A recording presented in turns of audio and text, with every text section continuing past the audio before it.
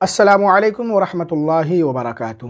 دوستوں، سوال یہ ہے کہ طلاق دینے سے پہلے کسی عالم یا کسی مفتی سے لوگ کیوں نہیں پوچھتے ہیں کہ کس طریقے سے طلاق دینا چاہیے، طلاق دینے کا صحیح طریقہ کیا ہے، اسلام میں کیا طریقہ بیان کیا گیا ہے۔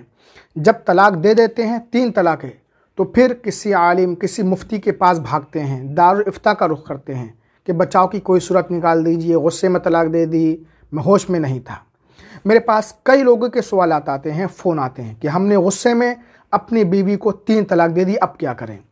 آج تک کسی کا یہ مسئلہ نہیں آیا کہ میں اپنی بیوی کو طلاق دینا چاہتا ہوں، مجھے طلاق دینے کا صحیح طریقہ بتائیے۔ آج تک کسی انسان نے نہیں پوچھا ہے، نہ مجھ سے تو پوچھا نہیں ہے، اور میں سمجھتا ہوں شاید کسی اور سے بھی نہیں پوچھا ہوگا۔ یہ ریکارڈ ہے ایک۔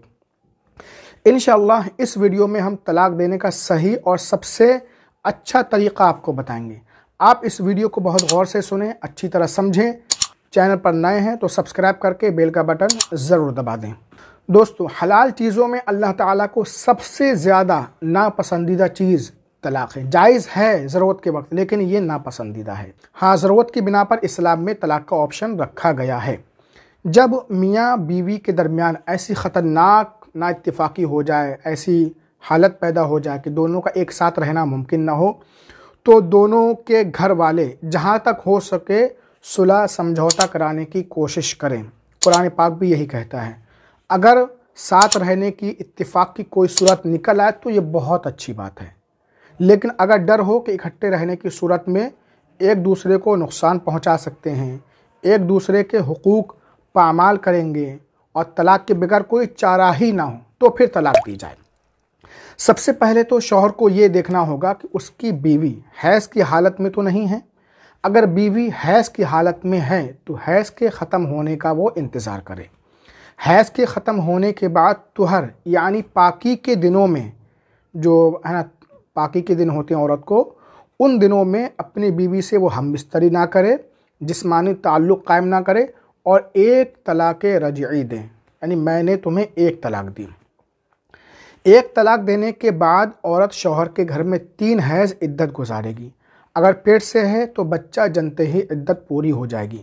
عدت کے اندر اگر شوہر چاہے تو اپنی بیوی سے رجوع کر سکتا ہے، یعنی پھر سے اپنی زوجیت میں اسے رکھ سکتا ہے۔ اس میں نکاح کرنے کی ضرورت نہیں ہے، کیونکہ جب تک عورت عدت میں ہے وہ اس کی بیوی ہے۔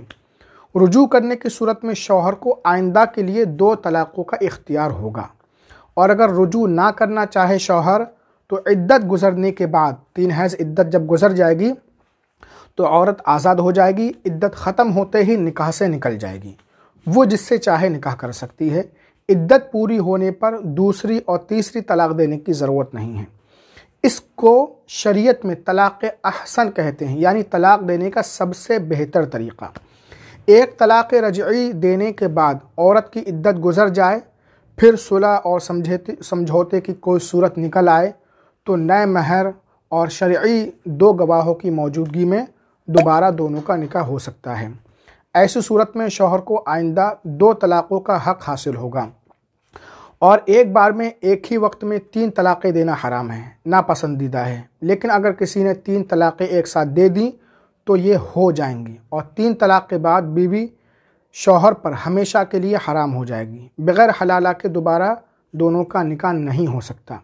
آج کل غصے اور جوش میں آ کر لوگ 3 طلاق دے دیتے ہیں، یہ رواج چل پڑا ہے۔ بلکہ بہت سے لوگ تو یہی سمجھتے ہیں کہ 3 طلاق کے بغیر طلاق ہی نہیں ہوتی۔ یہ بالکل غلط ہے۔ 1 طلاق دینے سے بھی طلاق ہو جاتی ہے، جیسے ابھی ہم نے آپ کو بتایا۔